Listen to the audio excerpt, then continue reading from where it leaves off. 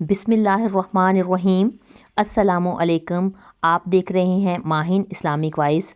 आज हम आपको एक स्टोरी सुनाएंगे, एक गैर मुस्लिम लड़की की स्टोरी जिसने अपने शोहर का कैंसर का ख़ुद कैसे इलाज किया।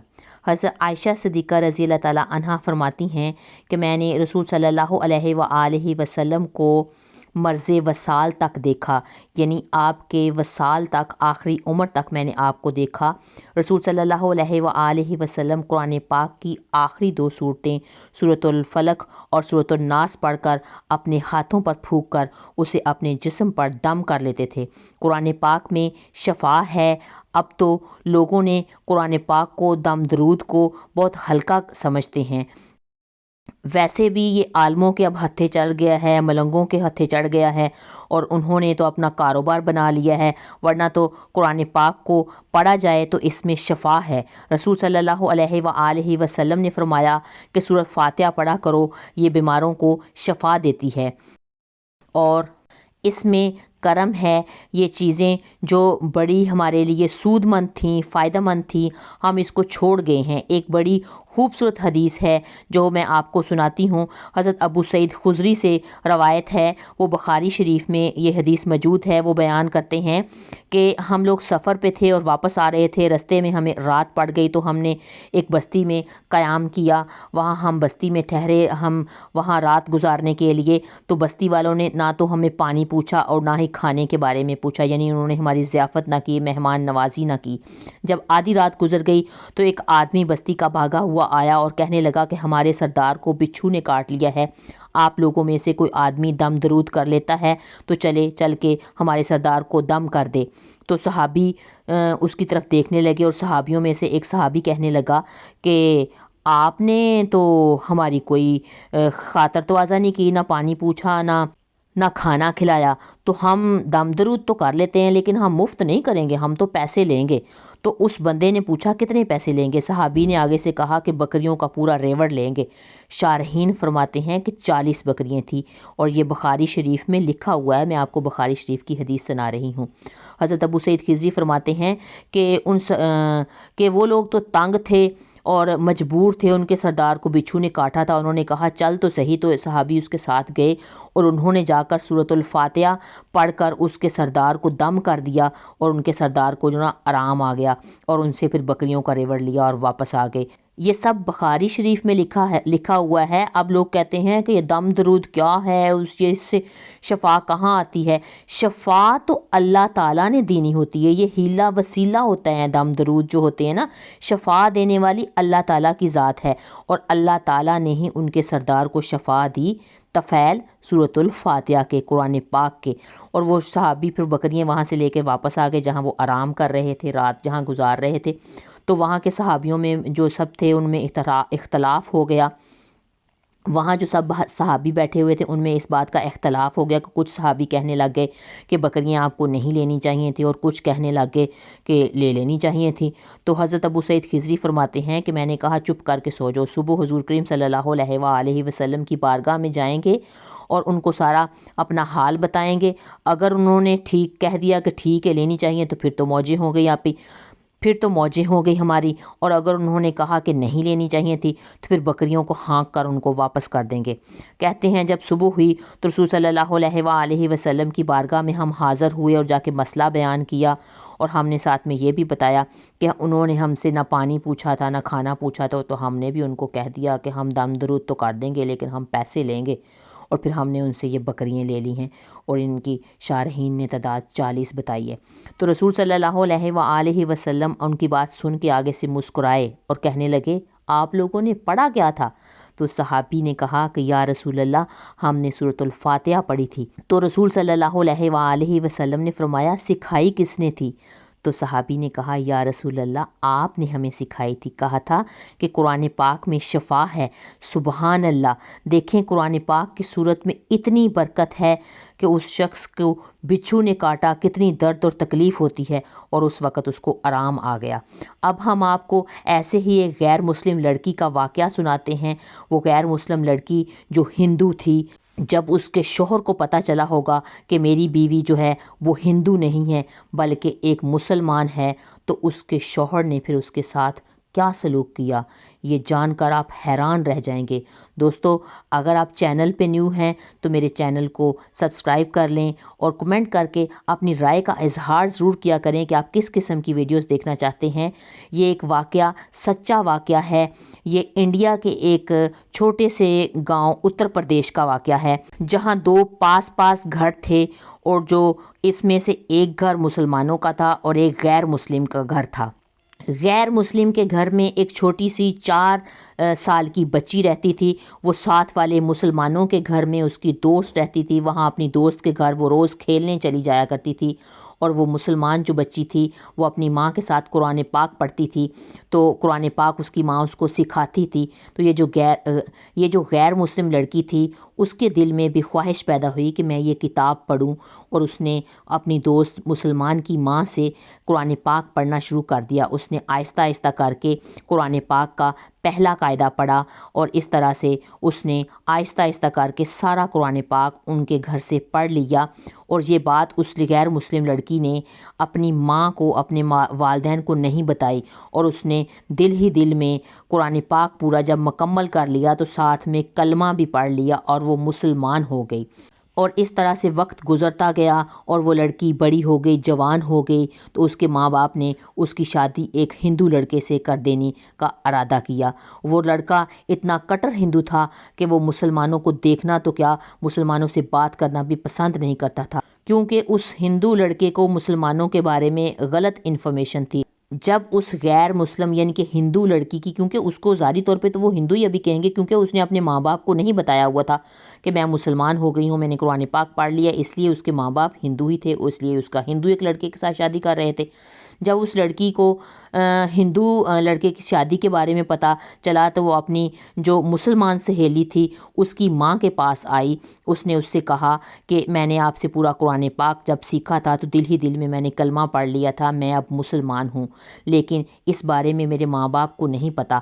اگر میں اپنے ماں باپ کو یہ بات بتا دوں گی کہ میں مسلمان ہوں تو میرے گھر میں ایک کوحرام مچ جائے گا، میرے ماں باپ مجھے گھر سے نکال دیں گے، اور اب میری شادی ایک ایسے شخص سے ہونے والی ہے کہ وہ ہندو ہے اور وہ مسلمانوں کو تو دیکھنا تک پسند نہیں کرتا۔ تو اس کی سہیلی کی جو ماں مسلمان تھی، اس نے کہا بیٹا، اگر تم قرآن پاک سے سچے دل سے یقین رکھتی ہو اور اللہ تعالیٰ سے تم سچی محبت کرتی ہو اور سچی مسلمان ہو چکی ہو تو اللہ تعالیٰ تمہارے دین کو اور تمہیں ضائع ہونے سے ضرور بچائے گا۔ پھر اس سہیلی کی ماں اس کو قرآن پاک کا تحفہ دینے کا ارادہ کرتی ہے، اور اس کی قرآن پاک کی وہ بڑی اچھی سی پیکنگ کرتی ہے، اور شادی میں جا کے وہ تحفہ اس بچی کو دیتی ہے، اور بچی کی ماں سے کہتی ہے کہ یہ تحفہ بچی کا سسرال میں جا کے کھلنا چاہیے کیونکہ اس کی پیکنگ بہت اچھی ہوئی ہے۔ تو لڑکی کی ماں بھی یہ بات مان جاتی ہے کہ چلیں ٹھیک ہے، یہ تحفہ سسرال میں جا کے ہی پہنچے۔ اس طرح سے قرآن پاک کا تحفہ اس کے ساتھ اس کے سسرال میں پہنچ جاتا ہے۔ لڑکی اس قرآن پاک کے تحفے کو ایک باکس میں چھپا لیتی ہے۔ جب اس کا شوہر آفس میں جاتا ہے تو بعد میں وہ قرآن پاک نکالتی ہے اور اس کی تلاوت کرتی ہے۔ اس طرح سے کئی سال گزرتے گئے، لیکن اس کے شوہر کو پتہ نہیں چلا کہ وہ مسلمان ہے۔ آخر وہ لڑکی ایک دن ماں بننے والی ہو جاتی ہے، تو وہ سوچنے لگتی ہے کہ میں نے اپنے دین کے بارے میں اپنے شوہر کو نہیں بتایا، لیکن جب یہ میرا بچہ پیدا ہوگا تو اس کے بارے میں کیا ہوگا، مطلب اس کا مذہب کیا ہوگا۔ میں چاہتی ہوں کہ میرا بچہ بھی میرے مذہب پہ ہو، وہ ایمان لائے اور مسلمان ہو۔ یہی سوچ کر وہ بہت پریشان ہوتی ہے کہ اللہ تعالیٰ سے دعا کرتی ہے کہ اے اللہ تعالیٰ کوئی ایسی ترکیب نکالیں جس سے وہ اپنے بچے کو بھی کلمہ پڑھا سکے، وہ بھی مسلمان ہو، لیکن اس کو کوئی بھی صورت نظر نہیں آ رہی ہوتی کہ وہ اپنے شوہر کو بتا سکے۔ ایک دن اس کا شوہر جو ہے وہ سخت بیمار ہو جاتا ہے، وہ ٹیسٹ کروانے کے لیے، علاج کروانے کے لیے ڈاکٹر کے پاس جاتا ہے۔ جب ڈاکٹر اس کا ٹیسٹ کرتے ہیں تو وہ جان کر بہت حیران ہو جاتے ہیں کہ اس کو کینسر ہے اور اس کی زندگی کا صرف 1 ماہ رہ گیا ہے، وہ آخری سٹیج میں ہے، 1 ماہ کے بعد وہ مر جائے گا۔ وہ ڈاکٹر کی یہ بات سن کر بہت حیران اور پریشان ہوتا ہے اور واپس اپنے گھر آتا ہے۔ بیوی کو دیکھ کر بہت رونے لگتا ہے اس کا شوہر، تو اس کی بیوی بھی اس نے اپنی بیوی کو روتے ہوئے شوہر نے بتایا کہ تم بہت حسین ہو، خوبصورت ہو، نیک ہو اور وفادار ہو، لیکن میرا اور تمہارا ساتھ اب کچھ دنوں کا ہے، صرف 1 ماہ کا ہے، کیونکہ مجھے کینسر ہے۔ وہ اس کو ہاسپٹل کا سارا واقعہ سناتا ہے۔ اب میں چند دن کا مہمان ہوں، اس کے بعد میں مر جاؤں گا۔ اس کی بیوی بھی اس کی بات سن کے بہت رونے لگتی ہے، پھر کہنے لگتی ہے کہ آپ پریشان نہ ہوں، میرے پاس اس کے لیے ایک علاج ہے، آپ بالکل ٹھیک ہو جائیں گے، لیکن آپ مجھ سے ایک وعدہ کریں کہ آپ مجھ سے کوئی سوال نہیں کریں گے، میں جو آپ کا علاج کروں گی اس بارے میں آپ مجھ سے کچھ پوچھیں گے نہیں۔ تو شوہر اس سے وعدہ کرتا ہے کہ ٹھیک، تم علاج کرو جو تم کرنا چاہتی ہو، لیکن جو بعد میں اگر میں ٹھیک ہو گیا تو میں تمہاری ہر بات مانوں۔ وہ لڑکی جو ہے وہ روزانہ قرآن پاک کی سورۃ فاتحہ پڑھ کر اپنے شوہر پر دم کرنا شروع کر دیتی ہے، کیونکہ اس کی دوست جو مسلمان دوست تھی، اس کی ماں جو تھی جس سے اس نے قرآن پاک پڑھا تھا، اس کے گھر میں اگر کوئی بیمار ہوتا تھا تو وہ سورۃ فاتحہ پڑھ کر دم کرتی تھی۔ یہ دیکھ کر اس نے اپنے شوہر کا بھی اسی طرح سے علاج کرنا شروع کر دیا۔ اس طرح سے پورا مہینہ وہ روزانہ اپنے شوہر پر سورۃ فاتحہ پڑھ کر دم کرتی رہتی۔ تو اس کا شوہر نے ایک دن اس سے سوال کیا کہ یہ کون سا علاج ہے، یہ تم کیا پڑھ کر پھونک مارتی رہتی ہو؟ بیوی نے کہا کہ آپ نے مجھ سے پرومس کیا تھا کہ آپ مجھ سے سوال نہیں کریں گے۔ تو شوہر نے اس کے بعد سوال کرنا بند کر دیا۔ دوستو، اللہ کی شان کا کرشمہ دیکھیں کہ 1 مہینے کے بعد سورۃ فاتحہ کا جب وہ دم کرتی رہی، پورے یقین اور پورے ایمان کے ساتھ وہ پورا مہینہ اپنے شوہر کو جب وہ دم کرتی رہی، جب ڈاکٹر کے پاس ٹیسٹ کروانے کے لیے لے کے گئی تو ڈاکٹر اس کے ٹیسٹ کی رپورٹ دیکھ کر حیران رہ گئے۔ اللہ نے اپنے قدرت کرشمہ سے اس کو بالکل صحت مند کر دیا۔ ڈاکٹر نے کہا کہ اس کو کینسر تو کبھی تھا ہی نہ، اس کی رپورٹ میں یہ آیا ہے کہ اس کو کینسر نام کی بیماری کبھی ہوئی ہی نہیں۔ یہ اللہ کی قدرت کا کرشمہ دیکھیں کہ وہ بالکل صحت مند ہو گیا۔ اللہ جس کو چاہتا ہے شفا عطا کرتا ہے۔ جب وہ بالکل ٹھیک ہو جاتا ہے تو وہ اپنی بیوی سے پوچھنے لگتا ہے کہ یہ سب کچھ کیسے پاسبل ہوا، کہ میرے اوپر تم کیا پڑھ کر پھونکتی تھی، کیونکہ میں نے تم سے وعدہ کیا تھا کہ جب میں ٹھیک ہو جاؤں گا تو تم جو کہو گی میں تمہاری ہر بات مانوں گا۔ اس طرح سے بیوی نے اپنے شوہر کے ساتھ ساری بات اپنی شیئر کر دی کہ میں جب چھوٹی سی 5 سال کی تھی تو میں اپنی ساتھ والے گھر، اپنی میری دوست جو مسلمان تھی، میں اس کے گھر جاتی تھی تو میں نے آہستہ آہستہ کر کے وہاں سارا قرآن پاک پڑھ لیا، پھر میں کلمہ پڑھ کے مسلمان ہو گئی، لیکن یہ بات میں نے اپنے ماں باپ کو نہیں بتائی اور انہوں نے مجھے قرآن پاک کا تحفہ دیا۔